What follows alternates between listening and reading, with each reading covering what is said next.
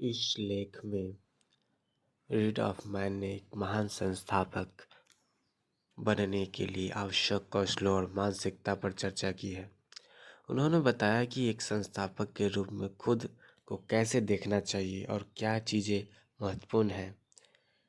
महान संस्थापकों की छवि अक्सर Steve Jobs, Bill Gates, Elon Musk, Mark Zuckerberg और जेफ बेजोस जैसी होती है, जिन्हें सुपर हीरो के रूप में देखा जाता है। लेकिन वास्तविकता यह है कि कोई भी संस्थापक सभी क्षेत्रों में उत्कृष्ट नहीं होता।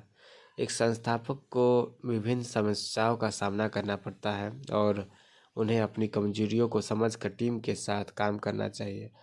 हॉफमैन ने सुझाव दिया कि एकल संस्थापक की तुलना में 2 या 3 लोगों की टीम होना अधिक प्रभावी होता है, क्योंकि इससे विभिन्न कौशलों का समावेश होता है और एक दूसरे की कमजोरियों को पूरा किया जा सकता है।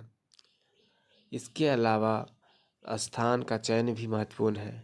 सिलिकॉन वैली में प्रतिभाओं का एकीकरण होता है, लेकिन सभी समान महान सॉफ्टवेयर लोग वहां नहीं आते। एक सफल संस्थापक को उन नेटवर्कों की तलाश करनी चाहिए जो उनकी समस्याओं के लिए आवश्यक है। उदाहरण के लिए ग्रोपोन जैसे व्यवसायों के लिए एक महत्वपूर्ण बिक्री बल की आवश्यकता थी, जो सिलिकॉन वैली में आसानी से उपलब्ध नहीं था। इस प्रकार संस्थापकों को यह समझना चाहिए कि उन्हें अपने व्यवसायों के लिए सही स्थान और नेटवर्क का चयन करना चाहिए। अब आगे बढ़ते हुए हॉफमैन ने संस्थापकों के लिए अन्य महत्वपूर्ण पहलुओं पर ध्यान केंद्रित किया है, जैसे कि टीम की संरचना और नेटवर्किंग के महत्व को समझना। हॉफमैन ने यह भी बताया कि सभी स्थान का चयन करते समय संस्थापकों को यह समझना चाहिए कि उनके व्यवसायों के लिए कौन सा नेटवर्क सबसे उपयुक्त है। उदाहरण के लिए, अगर कोई फैशन स्टार्टअप शुरू कर रहा है तो सिलिकॉन वैली में आना सही नहीं होगा, क्योंकि वहाँ फैशन उद्योग के लिए आवश्यक नेटवर्क नहीं हो सकते। इसके बजाय संस्थापकों को उन स्थानों का चयन कर ध्यान केंद्रित करना चाहिए जहां उनके उद्योग के लिए उपयुक्त संसाधन और नेटवर्क उपलब्ध है। इसके बाद उन्होंने कंट्रेरियन सोच के महत्व पर जोर दिया। यह समझना जरूरी है कि एक विचार को कंट्रेरियन मानने के लिए यह आवश्यक है कि उस पर विचार करने वाले बुद्धिमान लोग भी असहमत हो। यदि कोई स्मार्ट व्यक्ति आपसे आपके विचार को चुनौती देता है तो यह विचार वास्तव में कंट्रेरियन हो सकता है।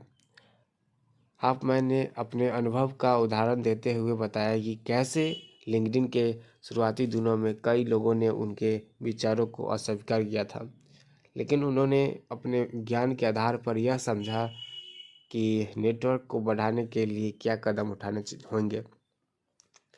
कंट्रेरियन के सोच के साथ साथ संस्थापकों को यह भी जानना समझना चाहिए कि उन्हें कभी कभी काम करना और कभी कभी दूसरों को काम सौंपना दोनों करना पड़ता है। यह एक संतुलन है जिसमें कभी कभी एक पर 100% ध्यान देना और कभी कभी दूसरे पर 100% ध्यान देना आवश्यक होता है।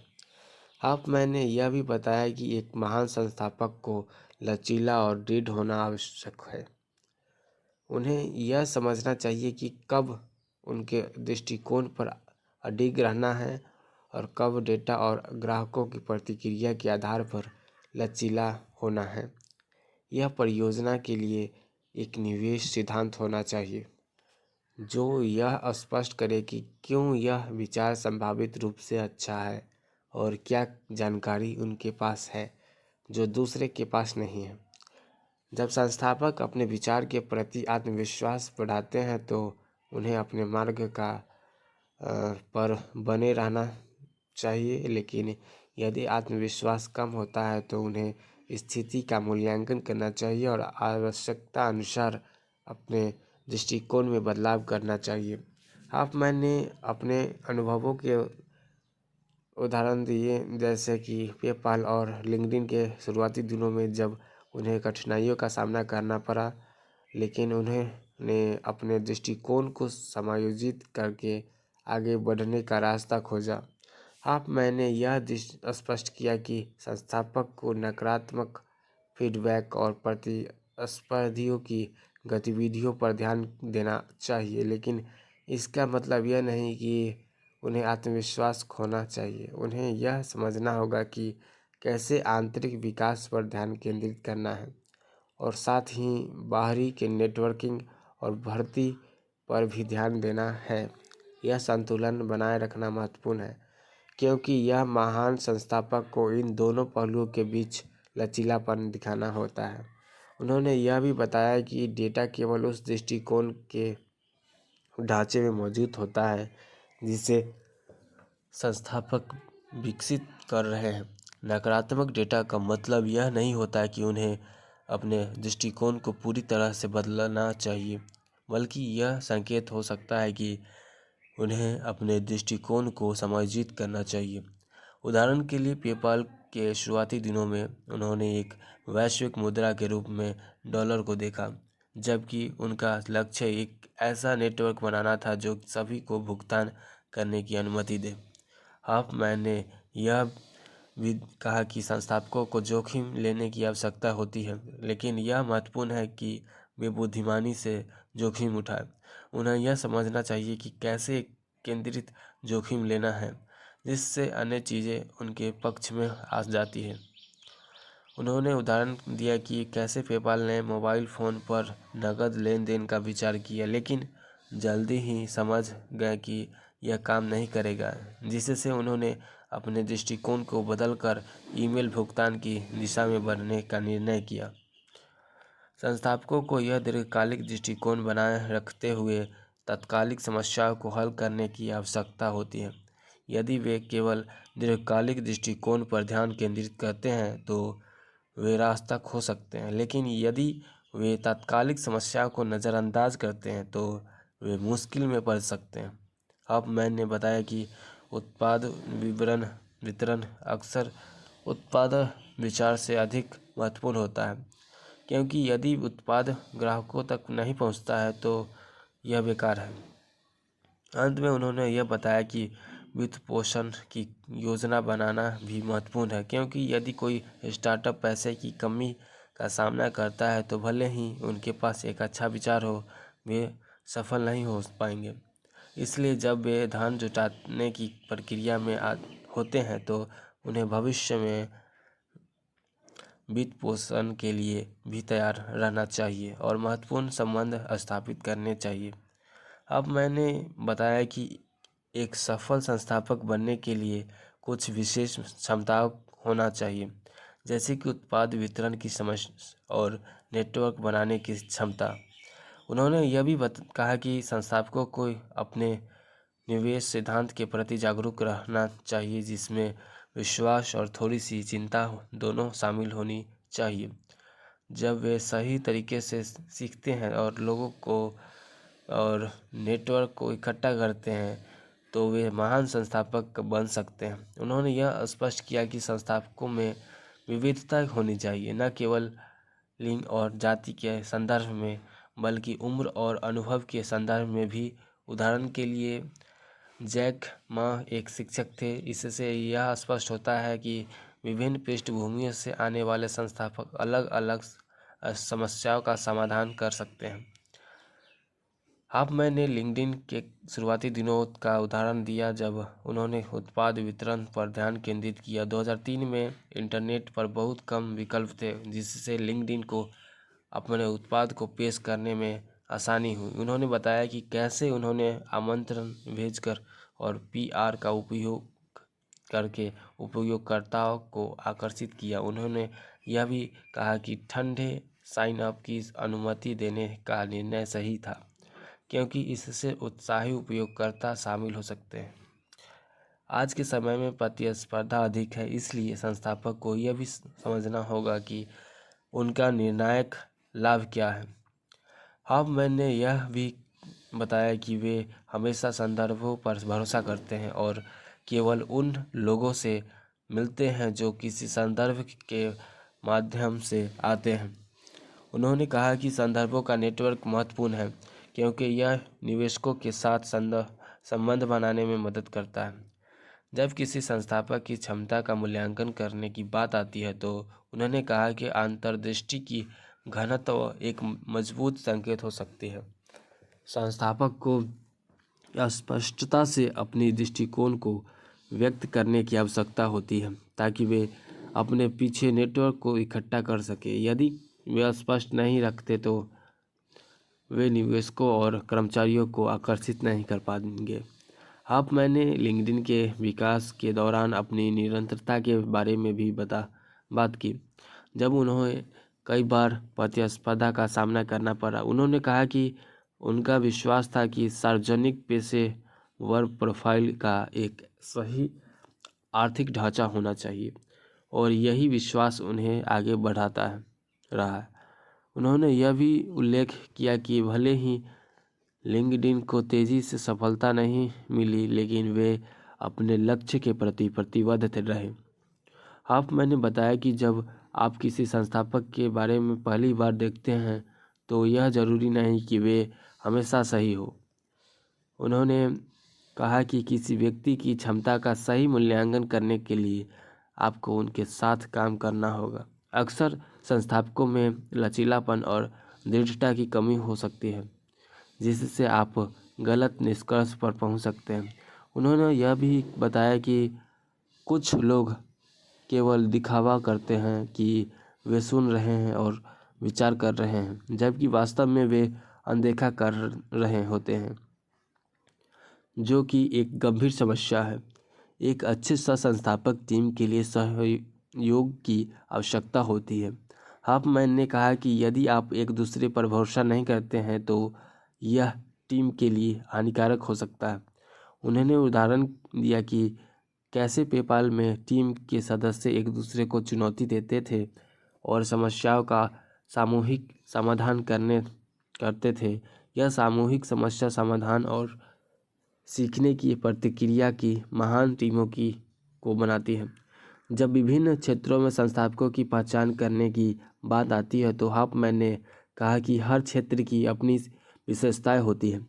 सॉफ्टवेयर में बाजार में तेजी से पहुंचने की आवश्यकता होती है, जबकि हार्डवेयर में सटीकता महत्वपूर्ण होती है। निवेशक आमतौर पर उन क्षेत्रों में विशेषज्ञता प्राप्त करते हैं ताकि वे सही संस्थापकों की पहचान कर सकें। उन्होंने यह भी बताया कि एक सफल संस्थापक के लिए आवश्यक कौशल सेट में विविधता होनी चाहिए। यह जरूरी नहीं कि वे एक व्यक्ति चीज में अच्छा हो। सही निर्णय लेने की क्षमता और विभिन्न परिस्थितियों में संतुलन बनाए रखना महत्वपूर्ण है। जब किसी परियोजना को जारी करने का या छोड़ने का निर्णय लेने की बात आती है तो मैंने कहा कि निवेश सिद्धांत और आत्मविश्वास होना आवश्यक है। यदि आप अपने सिद्धांत में स्पष्ट है तो आप यह तय कर सकते हैं कि कब बदलाव करना है या कब रुकना है। मैंने कहा कि आत्मविश्वास का स्तर अक्सर समय के साथ घटता है और जब यह घटने लगता है तो यह एक संकेत हो सकता है कि आपको अपने दृष्टिकोण में बदलाव करने की आवश्यकता हो। उन्होंने बताया कि जब आप विभिन्न रणनीतियों का परीक्षण कर रहे होते हैं और उनमें से कोई भी सफल नहीं हो रहा है तो यह आत्मविश्वास को कम कर सकता है। ऐसे समय में आपको अपने विचारों को फिर से परखने और संभावित रूप से पिवट करने पर विचार करना चाहिए। उन्होंने यह भी बताया कि संस्थापक के लिए संतुलन की कोई अवधारणा नहीं होती। एक सफल संस्थापक को अपने लक्ष्य के प्रति पूरी तरह से समर्पित होना चाहिए। मैंने उदाहरण के लिए कहा कि कैसे कुछ संस्थापक अपने जीवन में संतुलन की बात करते हैं, जबकि वास्तव में वे अपने व्यवसाय में पूरी तरह से डूबे होते हैं। उन्होंने कहा कि यह महत्वपूर्ण है कि संस्थापक अपने प्रयासों को पूरी तरह से केंद्रित करें, क्योंकि व्यवसाय में सफल होना बहुत कठिन होता है और असफलता के कई रास्ते होते हैं। जब बाजार के अवसरों की पहचान करने की बात आती है तो उन्होंने कहा कि एक चुनौतीपूर्ण कार्य है। कभी कभी जब कोई विचार लोकप्रिय हो जाता है तो वह पहले से ही एक सामान्य विचार बन जाता है और इसलिए उसे असामान्य नहीं माना जा सकता। उन्होंने कहा कि एक अच्छा निवेश वह होता है जो असामान्य अवसरों की पहचान कर सके। मैंने यह भी बताया कि बाजार को बनाना और उसे खोजने के बीच का अंतर समझना महत्वपूर्ण है। कभी कभी एक नया बाजार बनाने के लिए कोशिश करना सफल हो सकता है, लेकिन यह भी ज़रूरी है कि आप यह समझें कि लोग उस श्रेणी की आवश्यकता को नहीं जानते हैं। उन्होंने कहा कि कुछ उद्यमी जैसे स्टीव जॉब्स इस तरह के बाज़ारों को सफलतापूर्वक बना सकते हैं, लेकिन अधिकांश मामलों में यह काम नहीं करता है।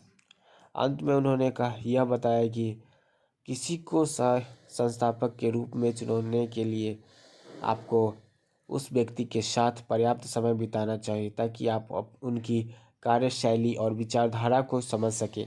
यह सुनिश्चित करना महत्वपूर्ण है कि आप दोनों के बीच विश्वास और सामंजस्य हो सके ताकि आप एक सफल टीम बना सकें।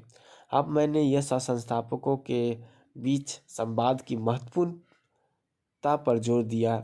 उन्होंने कहा कि यह जरूरी नहीं कि आप एक औपचारिक अनुबंध पर हस्ताक्षर करें, बल्कि यह महत्वपूर्ण है कि आप एक दूसरे के साथ बातचीत करें और विभिन्न पहलुओं पर सहमति बनाएं। उन्होंने एक तरह के विवाह विच्छेद की अवधारणा का उल्लेख किया जिसमें यह समझना आवश्यक है कि किन परिस्थितियों में आप दोनों को यह महसूस हो सकता है कि साझेदारी काम नहीं कर रही है। इस तरह की बातचीत प्रारंभ में ही करना महत्वपूर्ण है ताकि जब आप वास्तविक चुनौतियों का सामना करें तो आपके पास पहले से तय की गई अपेक्षाएं हो। जब तनावपूर्ण परिस्थितियों का सामना करना पड़ता है तो यह सहायक होता है कि आप पहले से ही उन मुद्दों पर चर्चा कर चुके हो।